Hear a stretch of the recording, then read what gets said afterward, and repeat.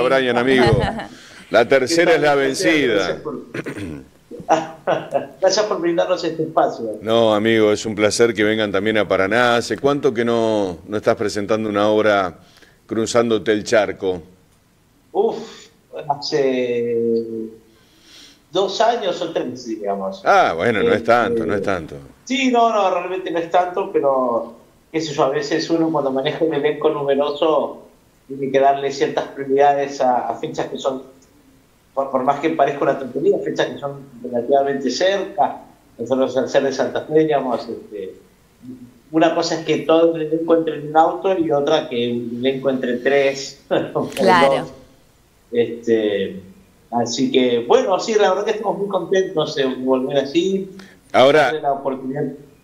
Brian, esta presentación de María Antonieta, la de Austria, ¿es la primera vez que lo vas a hacer o es un estreno para Paraná o ya lo venís proyectando o puesto en tablas?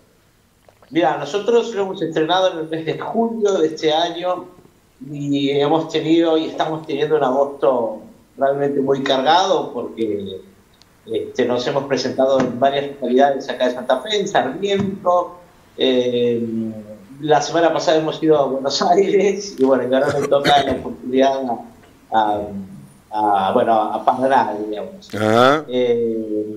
Y cada función es un estreno, digamos. Cada función implica adaptarse a una sala, implica adaptarse inclusive desde la asepsia vocal para que se entienda muy bien. Uno puede estar en una sala muy reverberante, como puede estar en una sala muy seca. ¿Y también desde la... Sí. ¿Habían estado alguna vez ya en Herarte? No. Yo me he presentado siempre en la vieja usina, digamos, allí en Paraná. Un lugar hermoso también, claro. La posibilidad de conocer a otra sala que en este momento, Arte Teatro. Ajá. Pero no, la verdad que me he enamorado de esa galería. La atención es muy cálida, son personas que están muy pendientes de que nosotros estemos bien, digamos. Y es una sala maravillosa donde si la gente no la conoce, es una buena oportunidad la obra de teatro para que la vayan a conocer. Bien. ¿Y cómo explicarías qué es una dramaturgia para alguien que no sabe tanto de este estilo? Bueno, la dramaturgia es escribir, simplemente es escribir y también, en este caso, escribir obras de teatro. No es una tarea difícil, digamos, pero dependiendo de lo que uno quiera hacer, demanda a veces tiempo de estudio, investigar, ¿viste? Pero es una tarea linda, digamos. Si solo puedo hacerlo, puede ser cualquiera. Eso siempre digo eso. Pero te estás metiendo con una de las referentes de la previa de la Revolución, ¿no? Estamos recordando a María Antonieta, sí. Aquella mujer que en la época de Luis XVI, ¿no es cierto?, de Francia, estaba, en un rol que la vas a presentar, ¿de qué manera? A ver, contanos un poquito. Estamos hablando de María Antonieta Josefa Johanna von Habsburg-Lothringer, en Viena, nacida en 1755 y falleció en 1793, conocida justamente como María Antonieta de Austria, que fue una princesa archiduquesa de Austria, que fue reina consorte también de Francia y también de Navarra. Fue 15ª y penúltima hija del emperador Francisco I, del Sacro Imperial Romano, y de la emperatriz María Teresa I de Austria, y se casó en 1770 a los 14 años con el entonces delfín y futuro Luis XVI de Francia. Y ella era muy polémica, ¿no? También, para esa época, ¿no? Sí, a ver, yo un poco también lo que muestro en la obra de teatro, que yo sea de paso, por más que sea mi pluma, yo estudié básicamente con libros escritos por mujeres, digamos. El linaje monárquico estaba siendo esclavo un poco de ese pensamiento, ¿no? O sea, las mujeres que estaban destinadas a ser reinas no tenían la posibilidad ni siquiera de decir, che, la verdad que no lo quiero hacer, diríamos, y también estaban como condenadas, por así decirlo, digamos, a casarse con alguien que a veces ni siquiera conocía. Claro. O sea, en el caso de que, bueno, María Antonieta era una niña cuando se casa con 14 años. 14 años, con un rey que por suerte Luis Capeto la trataba bien. Ajá. Y esa fue una gran aliada política de él en algún momento. Uno de los grandes problemas que tenía María Antonieta era que ella consideraba que Luis Capeto, su esposo como rey, era un tibio. Recordemos que la Revolución Francesa no es un proceso lineal. Claro. No solo que no es un proceso lineal, sino de que había un montón de sectores de la sociedad que querían cuidar su quintita, ¿no? Sí. Y a la primera que atacaban era María Antonieta. O sea, desde los panfletos, desde decirle que era una lesbiana, desde decirle... meterse directamente en la vida de ella. Y solamente al rey le decían que era un desastre. Sí, de hecho se le acusa de haber sido un poco la que tomaba las riendas del gobierno, ¿no? De haber querido estar en el origen de la política antiparlamentaria de Luis XVI, de nombrar y destituir ministros. Bueno, ella induce al rey a despedir al impopular Lomini de Brini y sustituirle por Nocker, que ya, bueno, algunas de las cosas. Sí, y también se le acusaba como de despilfarrar dinero en ese momento, ¿no? Sí, a ver, digamos que hay una carta que yo la descubrí, digamos, estudiando esto de María Antonieta, sí, que la escribe una mujer del duque de Orleans. Ella en la carta directamente dice que a las reinas no les queda otra que aceptar su destino, o dejarse o vivir como se le permite. Sí. Entonces, bueno, María Antonieta hizo por más que sea un personaje controversial, hizo un buen uso, digamos, entre comillas, de sus riquezas. Ella impuso la moda de las pelucas venían hasta 2 metros, Sí. de las plumas, Claro. Su peluca era pelirroja, cuando finalmente las pelucas eran más bien carnosas, y la convención un poco como que a eso les molestaba, principalmente porque había una situación muy grave de crisis, la sociedad estaba totalmente abarrotada de impuestos, no podían tomar ni siquiera café y podían comer pan, diríamos, y bueno, y veían que la reina se mostraba con esa opulencia, realmente molestaba. Pero justamente porque el rey se mantenía un poco más al margen. La monarquía pasó por distintos estados, pasó de una monarquía absoluta, luego una monarquía parlamentaria, para ser una monarquía constitucional y después abolirla, y ella no entendía como el rey era dialoguista. Entonces era como que ella no lo entendía, como si vos sos rey, ¿por qué permitís que se te ataque o se te vulnere de todo esto? O sea, imagínense de que estamos hablando de la Declaración de los Derechos del Hombre y del Ciudadano. Estamos hablando de un sufragio, Sí. cuando el pensamiento monárquico era totalmente distinto.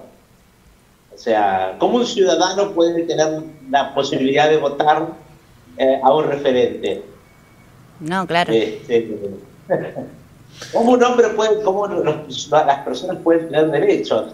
Claro, acá hay una descendencia divina, como toda jerarquía, como todo reinado, ¿no? Qué vida ¿Y esa, ¿no? van a contar alguna parte de su vida o por qué lado va a ir la historia? La dramaturgia, ¿cómo metés la pluma vos?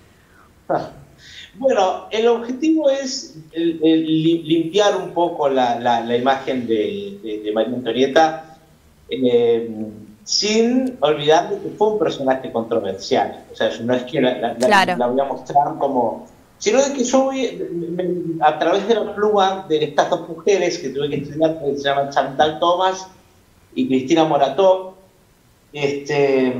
muestro el lado B de esta. Ella era una mujer que tenía una gran sensibilidad con los niños.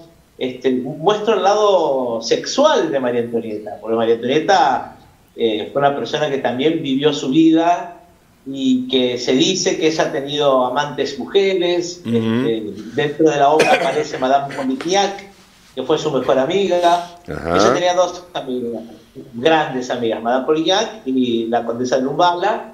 Y la condesa de Lumbala fue guillotinada mucho tiempo antes, digamos. Entonces, su única amiga que estuvo todo el tiempo ahí con ella. Muestra la realidad del exilio, porque ella realmente se queda sola previo al intento de la contrarrevolución, que es cuando se quieren ampararse en Austria para restituir la monarquía. Sí. Y toda la aristocracia se fue en el exilio para allá, y María Antonieta y Luis Capeto se quedaron solos. Entonces, ahí lo apresaron y los aguillotinaron. Dicen que la última frase de María Antonieta fue al verdugo. Apoya la cabeza y dice: discúlpeme, señor, no lo he hecho a propósito. Claro, eso también, yo lo muestro en el teatro, muy buena acotación. Porque esa, bueno, a ver, a Luis XVI cuando lo encapitan lo llevan en una goleta, en una carroza, y tuvo mucho tiempo tuvo creo que 1 o 2 semanas para armar su defensa. María Antonieta tuvo apenas horas. Claro. Y cuando el tribunal revolucionario le dictamina la muerte, la llevan en un carruaje lleno de estiércol. Claro. Y lo llevan hasta la Plaza de la Revolución. Ella pierde un zapato, y cuando está camino a la guillotina, hace tropezar al verdugo, que se llamaba Sansón, y Sansón se enoja, y ella le dice: discúlpeme, no lo he hecho a propósito. Y bueno, ya sabemos cómo terminó. De hecho, como una nota de color, la frase está: si los pobres... Siempre cortés hasta último momento, cordial y cortés hasta último momento. Bien como fue criada, ¿no? ¿Cómo, perdón? Bien como fueron criados, como ellos eran criados. Por ahí, bueno, los tiempos eran otros ya. También entiendo que tanto Luis XVI como la moda en esa época la marcó profundamente María Antonieta. La gente, no el común de la gente, pero ella era un ícono. Sí, un ícono de moda a seguir, ¿no? Sí, por supuesto. Lo cual eso también traía grandes consecuencias. Más odio. En ese momento, la moda, los vestidos eran de seda. Como la seda le hacía transpirar, ella manda a crear vestidos de lino. Mira. Y los fabricantes de seda quedaron en bancarrota, porque no tenían porque la gente decía: bueno, la reina se viste de lino, vamos todos a vestirnos de lino. En la corte solamente asistían peluqueras mujeres, y ella decide que haya peluqueros varones. Entonces hay Leonard era su peluquero predilecto, su peinador, y las mujeres aristocráticas empezaron a darle trabajo a peluqueros y no a peluqueras. Ajá, mirá vos. Y las peluqueras quedaron en el olvido totalmente. Entonces, bueno, todo eso yo trato de mostrar, digamos. Ni hablar que hay un vestuario que realmente me demandó bastante me imagino. Para que sea fiel a la obra. ¿Y ahí cómo vas a hacer con eso? ¿Realmente tenés todo puesto a símil la moda de esa época? No es una inversión menor, por lo que estoy viendo son trajes realmente despampanantes, ¿no? Lo que usaba María Antonieta. Hay que estar a esa altura. No salís de Gini Campera, ¿eh? Te aviso. Mira, estoy muy contento de haber trabajado con Florencia, que es la vestuarista de la obra, que ella ha investigado, ha estudiado ha estado muy al tanto del mínimo detalle, porque es una persona muy quisquillosa en esas cosas, y realmente estoy muy contento porque no hemos podido, por así decirlo, crear con fidelidad el vestuario de esa época, porque serían kilos y kilos de telas. Sí. Pero hemos trabajado en base a lo que ella ha estudiado. Hemos conseguido nada, o sea, no solamente es conseguir la peluca, sino que como a ella le gustaban las plumas, bueno, cómo a través del minimalismo o a través del teatro se puede recrear que a ella le gustaban las plumas. Claro. La verdad que es una obra muy particular desde ese lado también. Claro, y todos... No busqué honestamente a mujeres que sean actrices, que sean muy fieles a los retratos de María Antonieta. También traté de respetar la impronta de las actrices que lo hacen, respetando su impronta, cómo ellas pensaban que era María Antonieta, claro, y cómo lo podían llegar a encarar. ¿Y aparece en algún momento el conde sueco en esta dramaturgia o no? Se lo menciona. Siempre hay uno que revuelve el estofado en Palacio, ¿no? Claro. Se lo menciona al pasar. De hecho, hay cartas. Ella al conde de Fersen le decía: mi tierno amigo, usted a quien amo, su corazón me ha hecho feliz, os amo con locura. Todo esto le escribía mientras estaba casado con Luis XVI. Y bueno, pero ella lo obligaba a casarse. El conde sueco Axel von Fersen, con quien mantenía una profunda amistad, era el receptor de estas cartas.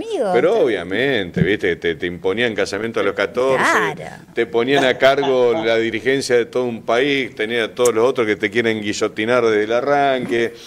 Va imponiendo tus cosas. ¿Te imaginas lo que habrá sido esa etapa? ¿Cuántos años vivió? 40 y pico. Y encima los alcahuetes del chasqui te devela que estaba enamorado del sueco. ¿Te das cuenta vos? Ni siquiera podían disfrutar esos momentos de las cartas. Y eso. Las reinas tenían un sistema de que ya le entregaban los sobres abiertos. Todo el mundo se enteraba qué pasaba.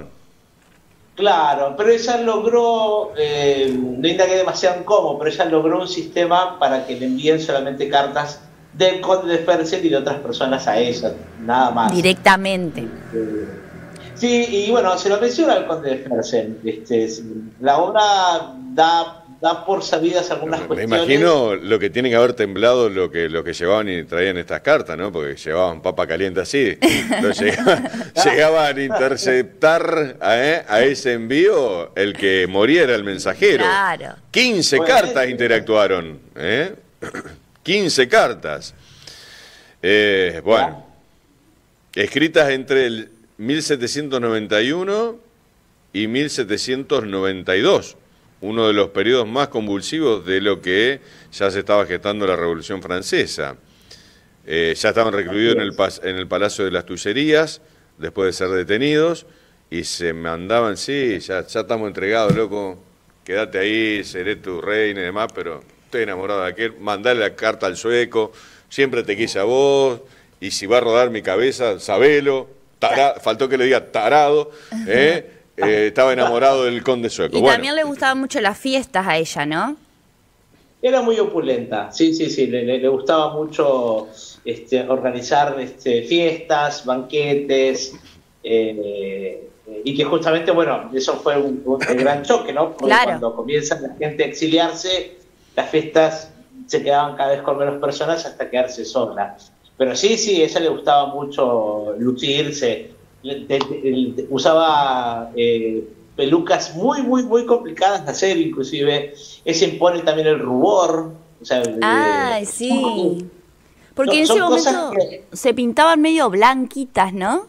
Como que sí, estaban medias blanquitas y con el rubor así como que le resaltaba mucho por las fotos que he visto. Claro, eso se ponían como maquillaje grasa de vaca. Claro. Se ponían grasa de vaca, luego se ponían el rubor y los lápices, se pintaban los labios con maquillaje que tenía plomo. O sea, son cosas que hoy en día por supuesto, nadie las haría. Pero lo que hacen las mujeres. Lo que hacen las mujeres, digo, que para en ese momento ya. Y es lo que se imponía en ese momento, ¿no? ¿Qué querés llamar a, claro, a Revlon? Y no. De hecho, por ejemplo, el sombrerero loco, el personaje, sacando las distancias, ¿no? Sí. En la época que se escribió Alicia en el País de las Maravillas, para mantenerse duro el sombrero, no usaban apresto, sino que usaban plomo. Quedaban locos. Entonces, por eso... pero era porque no se manejaban claramente cuestiones salubres. O sea, hubo una reina que se llamaba Juana la Loca, que a Juana la Loca le decían así porque le gustaba bañarse todos los días. Claro. Eso, porque por eso se era bañaba, loco, claro. con la falta de agua que hay. ¿Te imaginas que ni baños había? Te va a bañar, Juana. No sé, ¿cómo se higienizaban en esa época? ¿Tenías que ir al baño? ¿Qué hacías? Es una cosa... había que vivir en esa época, ¿no? Y esa, particularmente, María Antonieta le gustaban mucho los baños de pétalos, o sea, esa... a ver, estamos hablando de que la gente culta, digamos, por lo general no eran los campesinos, digamos. Claro, o sea, tenía sus manieras, sus cosas, ¿no? El tercer estado eran campesinos, burgueses. Pero una cosa muy interesante, que no lo menciona en la obra, pero no está mal mencionar, que en esa época ya se estaban cruzando los tiempos históricos, porque María Antonieta pertenece al romanticismo y parte del barroco y parte del romanticismo. Ajá. Y en el medio de todo eso estaban los iluministas, o sea, todavía estaban quedando algunos iluministas. Claro. Y ella se codeaba con esa gente también. Ella creía mucho en las hierbas. Era una mujer muy culta, una mujer también de mucha fe, diríamos, a pesar de que tenía graves errores ortográficos, diríamos. Las cartas tienen errores fatales, ella no le gustaba leer. El os amo no correspondía. Ella no le gustaba leer y la salvó. La salvó en cierto punto porque había panfletos que la atacaban a ella, diciendo de que era como un avestruz, de que era como un avestruz que digería el oro y la plata con facilidad, pero que no podía tragar la Constitución. Claro. Y como a ella no le gustaba leer, no le interesaba. Claro. Ni se enteraba. Eran dioses que estaban, o sea, le vino eximido del mundo. No se enteraba del hate. De hecho, por eso fue un gran choque al darse cuenta. Ese tuvo dos grandes choques con el mundo real, entre comillas, porque ella no salía nunca de París. El primer choque fue que fue a, no me acuerdo a qué lugar de Francia va a comprar ropa, y la gente le intercepta y casi le dan vuelta a la carroza. Mira. Ya estamos en estos procesos medios álquidos. Y el otro gran choque fue cuando se da cuenta de que toda la corte, sus sirvientas, sus criadas... Ya estaban afilando el cuchillo. Claro, eran quienes la traicionaron en la noche de Varenes, que fue esa fuga que fue fallada. Sí. Entonces, eso marca una persona, o sea, a un hombre también le puede pasar, quiero aclarar. Luis XVI medio que también, ¿no? Porque marcaba a Luis XVI, el marido también, marcaba el paso ella, indudablemente, hasta la gestión de gobierno. Del gobierno estaba en otra cosa, ¿no? Sí, tal cual. Bueno, ¿y cómo vas a compensar, componer, comprimir y poner en escena todo esto que hemos hablado, que no ha sido poco, pero en términos generales es lo que se sabe de María Antonieta? ¿Cuánto tiempo dura la puesta en escena? ¿Cuántos actúan? ¿Quiénes actúan? ¿Querés contarnos? Sí, cómo no. Bueno, la obra dura 55 minutos, o sea, principalmente porque, y es un soliloquio. El soliloquio, a diferencia del monólogo, es un personaje que habla solo, digamos. No es que le habla al público, claro. Y no deja de ser una sola persona hablando, entonces tengo que lograr comprimir toda esa información en un tiempo relativamente reducido, por más que aparezcan otros personajes. ¿Ese trabajo quién lo hace, Abril o Camila? Ambas. Abril y Camila, ambas saben el personaje de María Antonieta. Esa es un poco la consigna que tuve este año.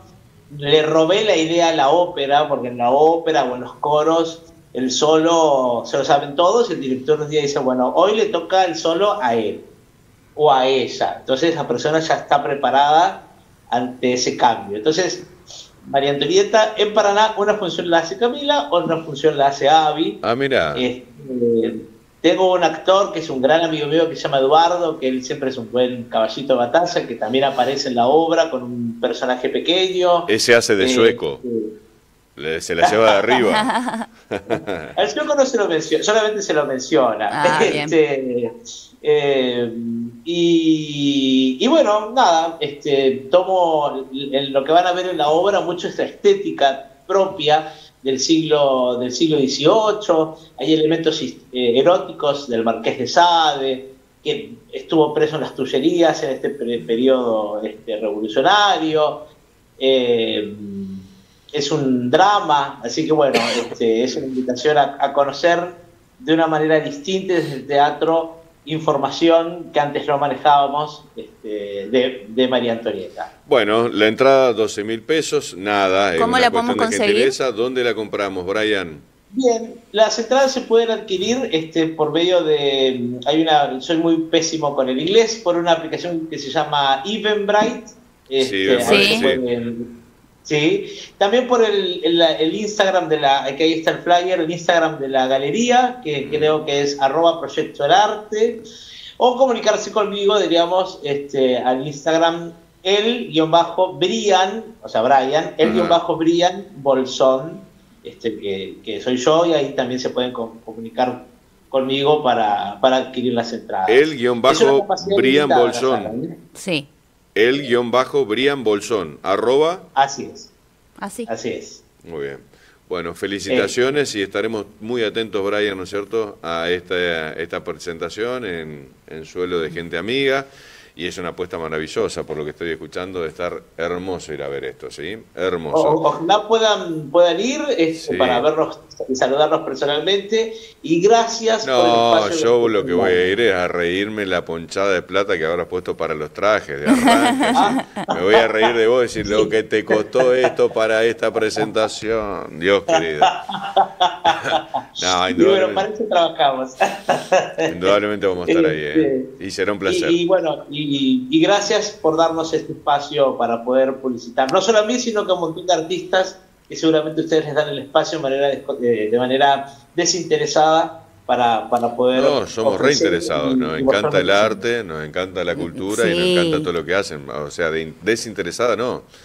Recontra interesados estamos. Querido, un abrazo grande y a disposición. Muchas gracias. Gracias. Hasta luego. Hasta luego. Brian Bolsón, entonces, director de María Antonieta, la de Auto.